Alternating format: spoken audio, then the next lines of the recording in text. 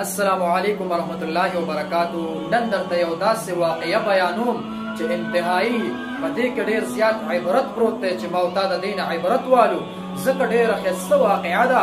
نن سبا که وګورې هر یو کس په بازار کې ولاړ دی او ځان یې په زور چاړه کړی دی او دا چل کوي د الله په نامه سره راکړه.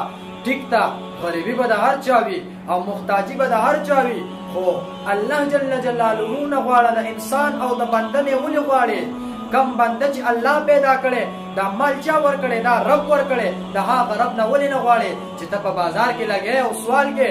بله ورځ مې له چا نه واورېدل، قسم په رب ډېر زیات خفه شوم. وایي د یو کس پلار په سترګو باندې معذور او ډېر زیات ضعیفه شوی و. وایي چا دې 2-3 ورځو لپاره پټ کړی و، هلته پې چانده وکړه، هلته پې سوال وکړو، واپس یې ورته راوړ، هلته ورته پرېښودو. دا زما او ستا مسلماني ده. دې باره کې زه تاسو ته 2 خبرې کول غواړم. ډېره بهترینه واقعه مې درله نن راوړې ده او هغه دا واقعه ده چې لکه نن سبا که وګورې لکه الله جل جلاله نه ته ولې نه غواړې چې ته بندګانو ته لاس نیسې چې ماله د الله په نامه را ټیک ده. کوم کس چې تا ته ودرېدو او د الله نوم یې واخیستو بیا یې تش مه لېږه. خو کم از کم زه هغه خلکو ته هم ویم څوک چې سوالونه کوي تاسو یې په خپلو کورونو کې هم پوهه کې. ځکه نن سبا داسې خانان خلک وي او پلار یا رور یا یې تره هغه سوال کوي په بازار کې، دوی ورته د سره وایي نه، دوی ورته تلقین هم نه کوي چې دا ته څه کې زمونږ خو وس کېږي. خو دا سوال یو داسې څیز دی چې دا مرض دی، دا په سړي کې ولګي، دی بیا هر ټیم سوال کوي. که دی پرول پټیم شي بیا هم دی سوال کوي. دا یو داسې نشه ده، دی نه بیا څوک نه وړي. الله جل جلاله دې موږ د سوال نه وساتي، د تمې نه مو دې وساتي. خو نن یوه واقعه بیانومه.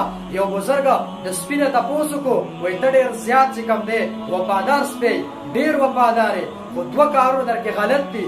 اول نمبر دا چې ته دیوال ته متیازې ولیکې، دا کار در کې غلط دی. دویم نمبر دا ته په فقیر ته په ملک پسې ولې غاپې؟ د دومره بهترین جواب ورکو سپي.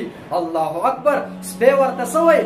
سپی ورته وایي زه ځکه په دیوال باندې متیازې کومه هېڅ پته نه لګي که چې ته د الله جل جلاله بنده او زه یو ځای کې متیازې وکړم او هلته هغه ته پته نه او په هغه ځای باندې سجده ولګئ. د دې د وجې زه په ځمکه متیازې نه کوم، زه په دیوال متیازې کوم. دویم نمبر دا وایي ته په دې فقیرانو پسې ولې غاپې؟ وایي زه په دې فقیرانو پسې ځکه غاپم، په دې ملنګانو پسې، په دې خیرمارانو پسې، په دې سوال کولو پسې زه ځکه غاپم. کم انسان چې سوال کوي ملنګ وي، زه په هغه پسې ځکه غاپم چې دی د بندګانو نه غواړي او هغه رب نه غواړي. کم رب چې دا دنیا پیدا کړې، کم رب چې زه پیدا کړم، کم رب چې دا تمام کائنات پیدا کړي، د هغه رب نه ولې نه غواړي؟ نو ځکه زه په دې فقیرانو په دې سوالګرو پسې ځکه غاپم. نو عرض مې دا کو چې تم هم مه کوې، سوال هم مه کوې.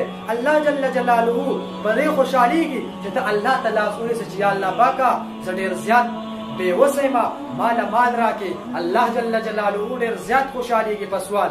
خو چې کله د الله نه سوال کې د بندګانو نه سوال چرته مه کوه.